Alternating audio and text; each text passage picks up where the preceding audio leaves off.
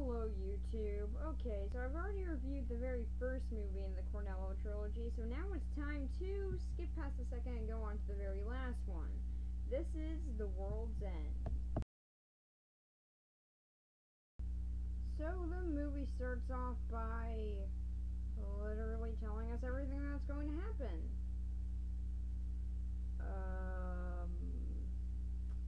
Okay then. Yeah, if you watch this movie twice, then you'll notice in the opening, it pretty much gives away everything that's going to happen in this movie, and actually I do really like that. It's very subtly done, so when you first watch it, you don't really notice, but when you watch it again, you really do start to feel a similarity between what happens in the opening of the movie and also the whole entire movie throughout. But it is actually a very good scene. And that's pretty much that is Gary King reminiscing on pretty much what he thought was going to be the beginning of his life, which was the Golden Mile, where him and four of his other friends were pretty much, they would all go out to 12 different pubs and they would drink 1 pint of beer from each of them, and they would just try and get to the end. But he never finished it. So eventually he decides he's going to get the old gang back together, and now they're going to go off and try and do the Golden Mile again. Only problem, they don't really want to. But he convinces them through the very hard, just come with me argument. Yeah, I can see why that worked out wonderfully. Although with Andy, it takes a little bit more convincing. With him, he has to tell him that his mom died. Sure, this will cause no splits between characters during the movie. Okay, it does. Actually happens at the 4th pub, but they all eventually decide to go with him, and they all go back to New Haven to try and complete the Golden Mile. Although once they get there, they notice that something's very off, in that literally nothing has changed. Yes, the town looks exactly the same as it did when they left, and the people, they even still look exactly the same. So, yeah, that's not really that suspicious. So they all just decide, okay, well, we'll just hang out at the pubs for a bit, you know. We'll go along with this idea of Gary's until this all fails, and then we find out something awful.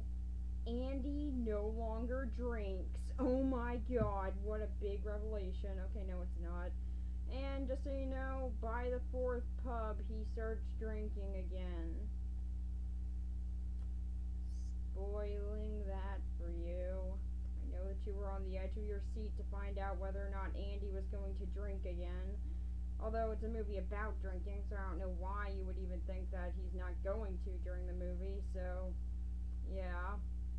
But eventually, once they do get to the 4th pub, like I said, it's revealed that Gary's mom is still alive, which sort of causes a bit of a split between all of them, but eventually it just sort of fades away. Actually, right after this pub, they just kind of forget about it, and it's just sort of brought back as a little joke in the end. But yeah, outside of that, that's pretty much where that went. It just sort of got them angry at each other for a little bit, and then also we find out that Andy's gonna drink again, but the biggest revelation is that, how do I put this? The town has now been replaced by blanks. Or at least that's what they start calling them once they get to the 5th or 6th pub, I forget which. But, yeah, once they get to one of those pubs after this one, pretty much, they find out during a fight in the bathroom that, well, these people, they're not necessarily people, because you can rip their heads off and they have blue blood. So unless their blood's not actually being given any oxygen there somehow, then yeah, they're not human. So yeah, that, and also the fact that they can put their heads back on and continue to fight. So yeah, they find out that this town has mostly been replaced, although they don't really know who is a blank and who isn't, because they actually retain most of the memories of the people that they pretty much copied. So now they decide, well, we don't really want them on to us, so we're just going to continue to do the Golden Mile, and the reason why they're doing that is because they have no other plan. I don't see how this can go right at all. So eventually they meet up with Sam, Oliver's brother. I mean, Oliver's sister, sorry. She's got the name Sam. Like, it kind of confused me, I guess. I don't know. But, eventually they meet up with her again because they met up with her at the second pub, but she just sort of left. But they meet up with her again, and now they pretty much got her on their side, so how long is she gonna be there? Well, she lasts until the ninth pub. Wait, no, okay, no, she actually lasts until the 10th, sorry. So, yeah, they eventually convince her about the blanks, and then they decide to stick with the name The Blanks. Although, once they get to this certain pub, I think it's the 6th one, which is the Trusty Servant. I'm pretty sure that's the one where they find out that there are actually some people in the town who have not become blanks, but instead they just sort of work with them and just try and ignore them. So yeah, I guess that they can just ignore everyone in their town pretty much just getting taken away to they don't know where to become blanks. Guess they'll just work with that. But there are at least 4 people that are still people in the town. So yeah, 4 people out of a very big population. Win? So, eventually, once they get to the mermaid, Steven actually runs into Basil, a guy that they used to know, who tells them how the whole entire town got taken over by the blanks. Pretty much aliens came. Yep, makes sense to me. So aliens came and very slowly they started replacing people. But Basil does reveal that actually once they got replaced, they actually became nicer people. So really, it's not really sure if the blanks are actually there for a bad reason or a good one. But pretty much they do replace people, and they do sort of reveal here that, yeah, the people that they replace, they pretty much die. So yeah, that does get confirmed at the end of the movie, but from here to the end, it does take a little bit of actually trying to figure out if the people that get replaced actually die or not. And then eventually, once they get to the Beehive, which is the 9th pub, then, yeah, it's revealed that all has been one of the blanks ever since pub number 6. So, yeah, then it's also revealed that the blanks this whole entire time have known about what the 5 of them, pretty much they knew what they knew. So, now they pretty much give them an offer, which is either join us, become one of the blanks, or we'll just sort of let you do whatever you're doing as long as you just don't care. Which would be the easy solution, then they could just leave the next day, but no, clearly that's not a good option. So they decide they're going to fight their way out of this, and they do, and Gary goes off with Sam, who he then tells to go into her car and just drive away because she's the only one sober enough to actually be driving. I don't know why they care about rules like that this time, but yeah, they really do care for some reason. So, yeah, now Sam's gone, and the 4 of them all meet up. And, yeah, they're kind of pissed off at Gary that he sort of sent the only one who could actually drive them out of here away. Although, of course, she does make the logical decision that she's going to drive away and then drive back later. So, yeah, really, she is going to come back, but yeah, still, really wasn't a good idea to send her out like that. But then they all start to worry about whether or not one of them is a blank, or even if all of them are. So they notice that Oliver, pretty much one of the things that he got removed was back on him. So pretty much when they become blanks, anything that might have been changed, like a scar or something, it just appears back on. Like, it pretty much, either it's not there, or if it's been removed, then it is there. So, they decide to pretty much just show everyone their scars, and, yeah, it works, but Gary is hesitant to show a scar on his arm. We'll find out why later. And then he just decides to do the very sensible thing, which is bang his head against a wooden board. Clearly, that's the obvious thing to do. Although his blood is red, so yeah, that pretty much confirms that he is human. And they decide that they'll just try and get to the beast, but they gotta go through the King's Head, which is pub number 10.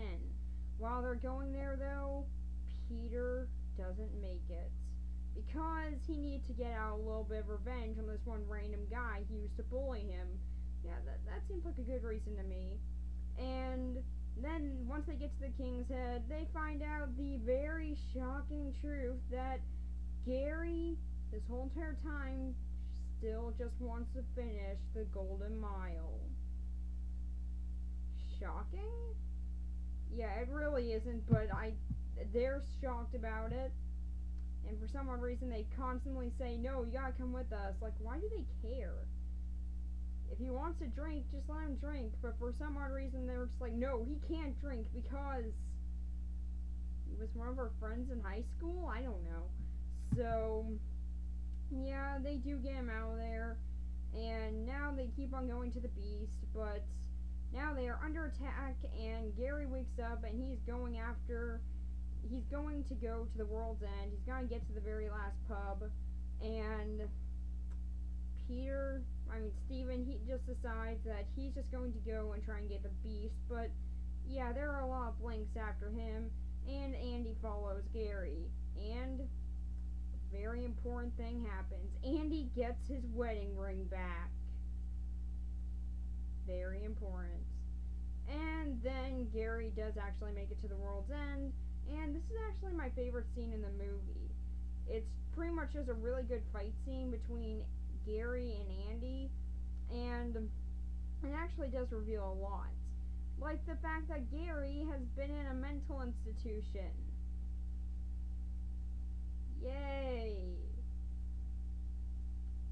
His life went well.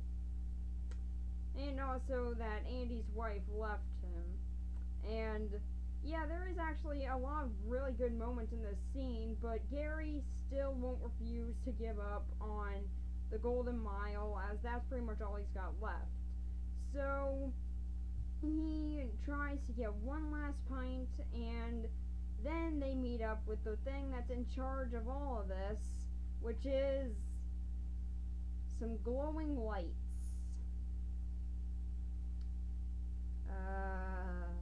Of course.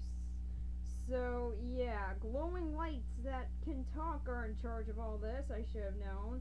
And they, again, try and offer Gary, who they think is king of the humans because of his last name.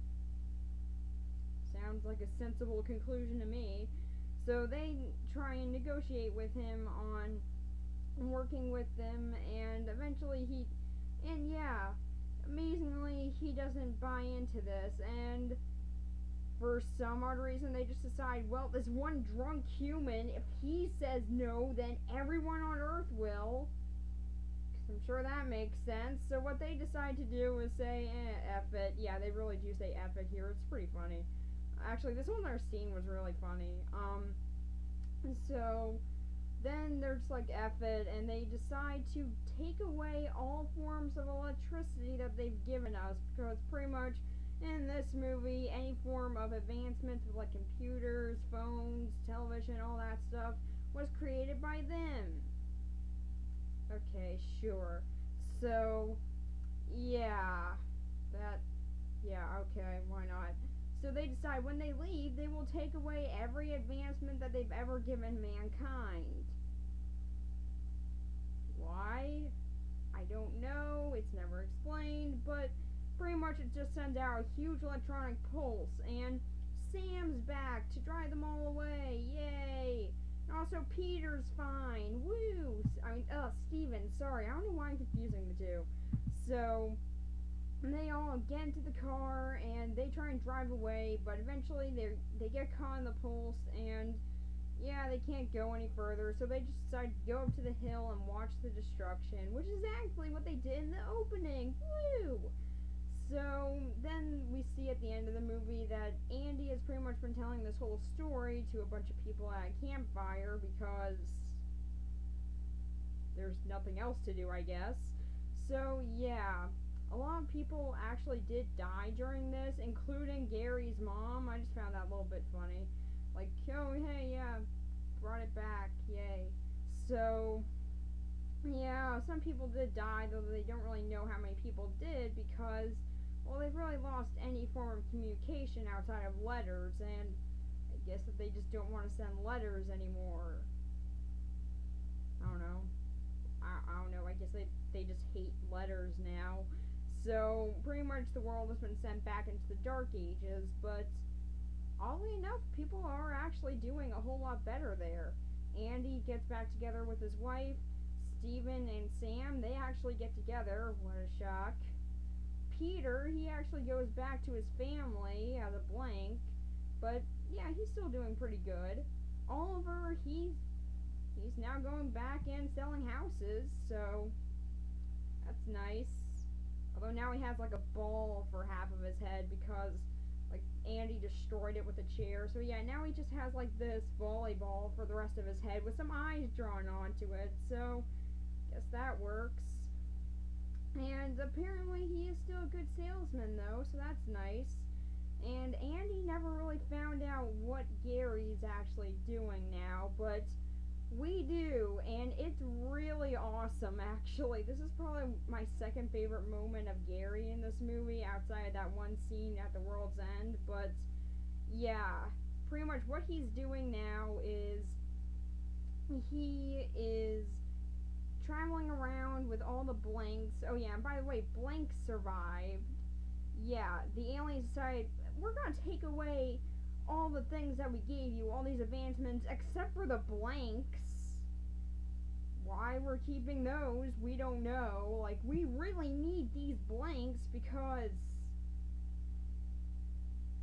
it's important, I think. So, don't know why they decided to do that, but yeah, Gary is now walking around with the younger versions of everyone. Like, he's got younger versions of the other four of them, and he also walks around with the younger version of him.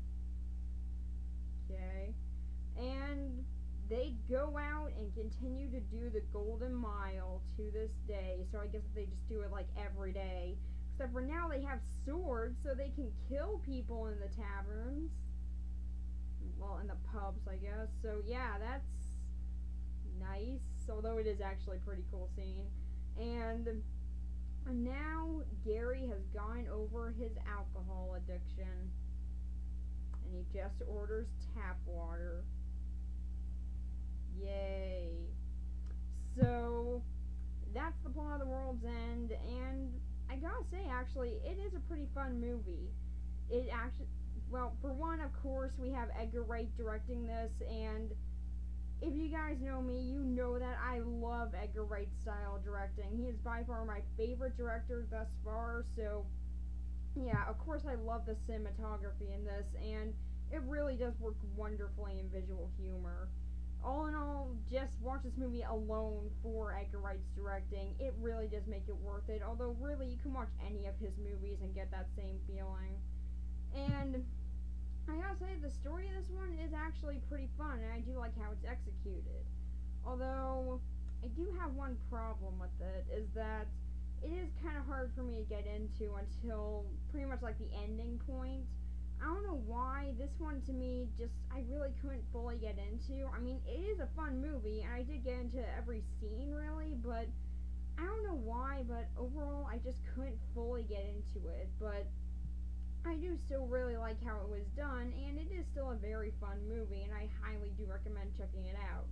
And the story is still done very well, it's just that, for me personally, I couldn't fully get into it. And that, mainly the story aspect and some of the characters, which I'll talk about later, that's really what brought this movie down for me, but I still do really like how it was done. So, for the story, I'm going to give it a 7 out of 10. I feel like it could have been executed a bit better, but overall, it is still a very funny execution and also has some really great directing behind it.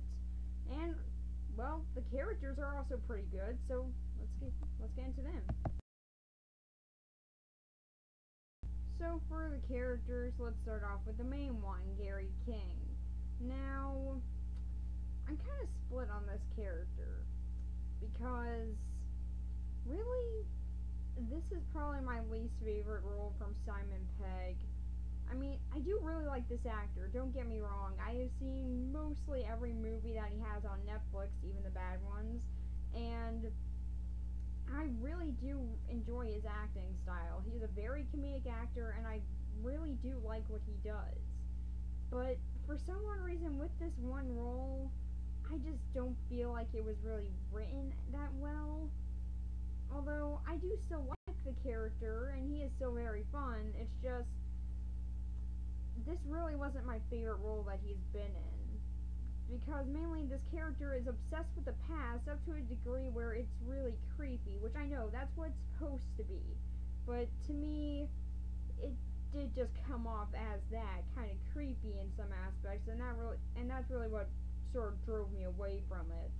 Although I will say at the very end of the movie, like I said, with that scene in the world's end, that was my favorite scene in this whole entire movie, and I really do like how it was done. And Simon Pegg actually does have probably his most dramatic moment out of the whole entire Cornello trilogy here. Although maybe some scenes in Shaun of the Dead might have beaten it out, but yeah, this was one of his best moments out of this whole entire trilogy, and I actually really do like how well acted it is in that one scene. But really, outside of that, he wasn't the best character to me, although I do really love his ending where he's just going around to different pubs with swords now. That's just really awesome. But yeah, outside of that, I just didn't really like him all that much, but he is still a pretty good character. It's just, for me personally, I just didn't really get into him that much. But I will say Simon Pegg's acting is still very good in this, and I do still really like his two last scenes of the movie. They are really good and actually pretty funny and dramatic in some aspects, so it's pretty nice. And how he fits into the Dark Ages is really awesome, so yeah, that was really cool. So after him we have Andy, who's played by Nick Frost, one of the other recurring things in these movies. Actually, a lot of actors in all these movies have been recurring, outside of a few in Shaun of the Dead for some reason. Really, that's the only movie where actors aren't recurring. And I guess some people in Hot Fuzz, but yeah, there are a lot of recurring actors in these movies, which, yeah, it's one of the connecting things between the Cornello trilogy, but yeah, that and ice cream. Yep. Very, very connecting. And yes, Andy is the one who actually does do the Cornello ice cream, although it's not actually a full ice cream, it's just the wrapper. Kinda disappointed me there, but no, it really didn't actually. But Andy, he's actually a very likable character. You can see how much he was hurt by Gary and just how he really doesn't feel like he can trust him anymore, and that actually does add for a lot of good growth with him. He doesn't really ever fully forgive him for it. He just pretty much forgives him for what happened, not necessarily how much he let him down. And that's something that I think really did play into their dynamic throughout this movie very well.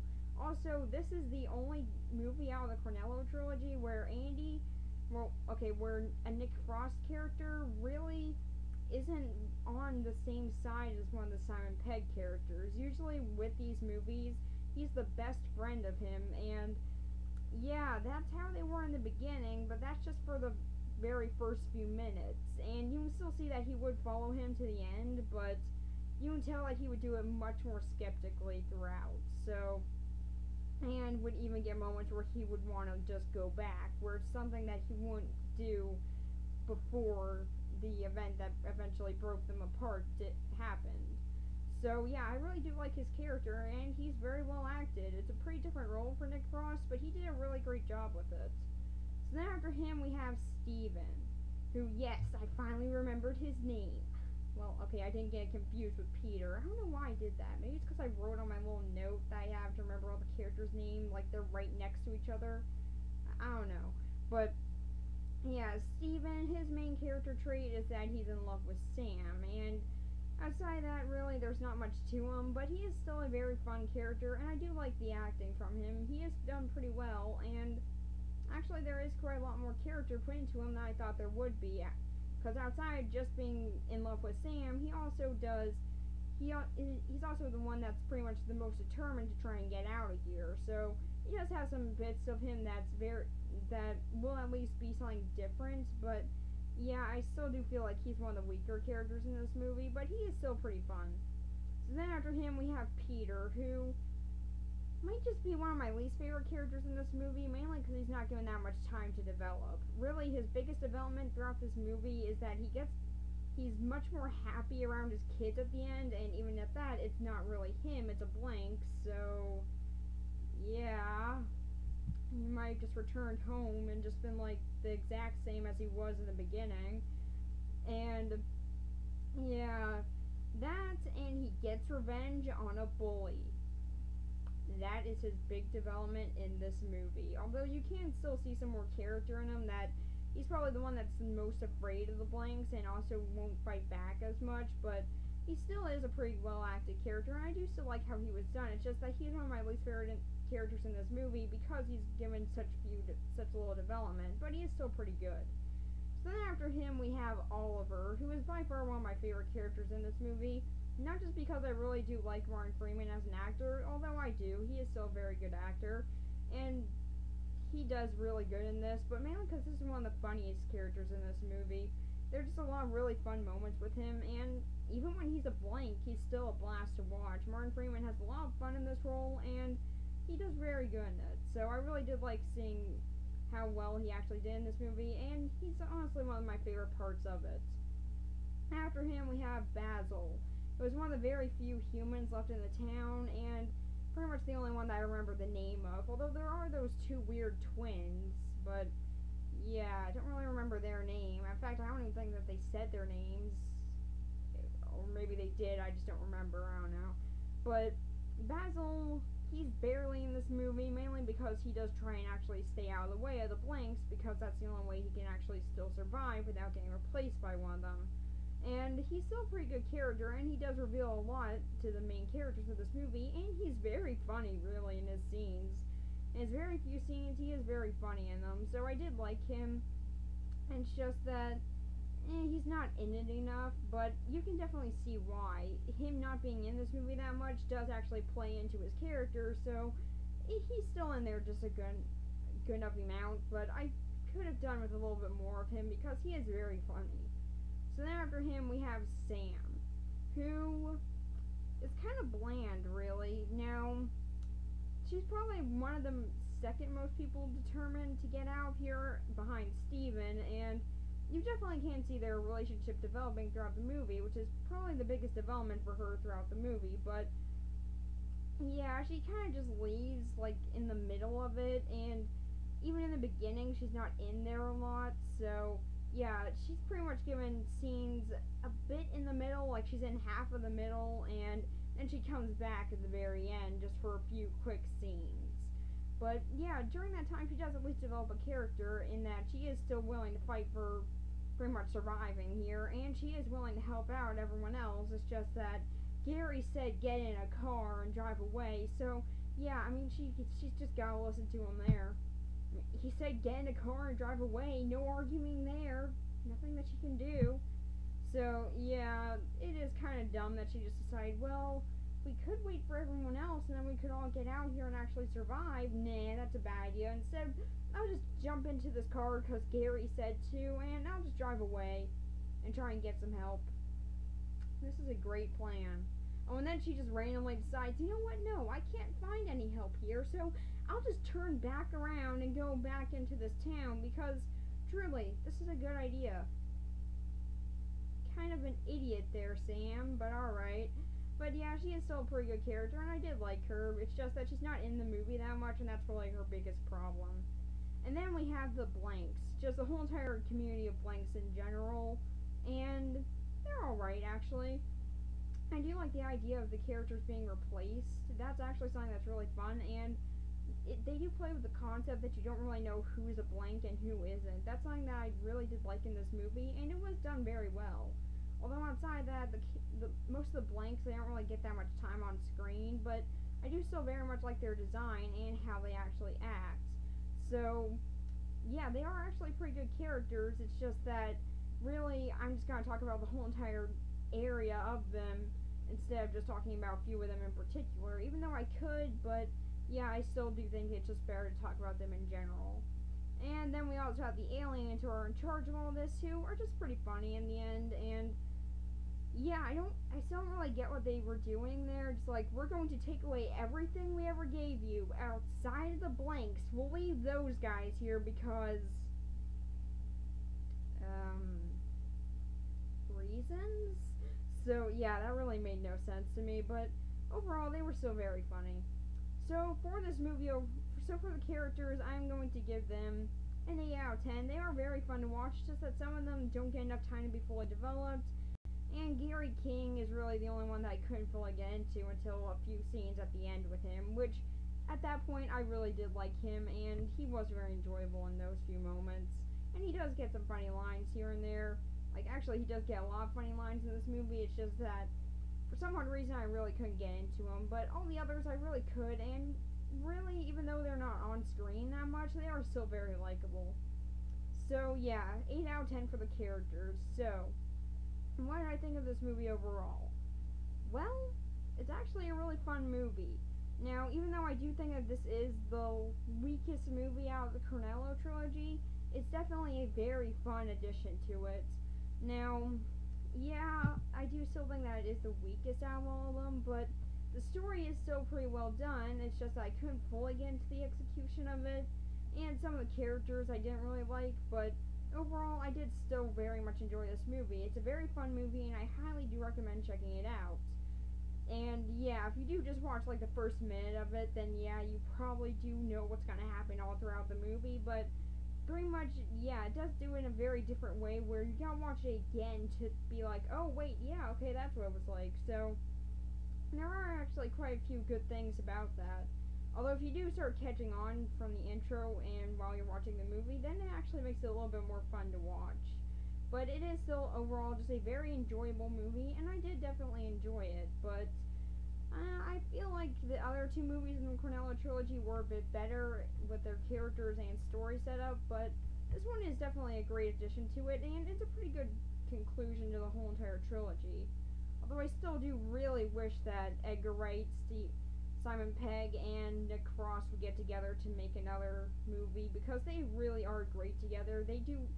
Their movies are just really a lot of fun, and honestly, I would love to see them team up again, but hey, I can still always hold out hope. I mean, I know they are friends, so maybe one day we will see it happen again, hopefully. But yeah, this is still a very good movie, and I do recommend watching it. It's just that, yeah, if you're like me, then there are some things that you can't get into fully, but yeah, it's still a very fun movie and worth the watch, especially if you're a fan of the Cornello trilogy. So, for this movie overall, I'm going to give it an 8 out of 10. So, yeah, that's pretty much it for this one. It's a very enjoyable movie. Go watch it if you haven't seen it yet, because it's still a lot of fun. And next week, I will be in Florida visiting my family. But the week after that, we will be looking at the original Godzilla movie. So, yeah, that's pretty much it. Bye.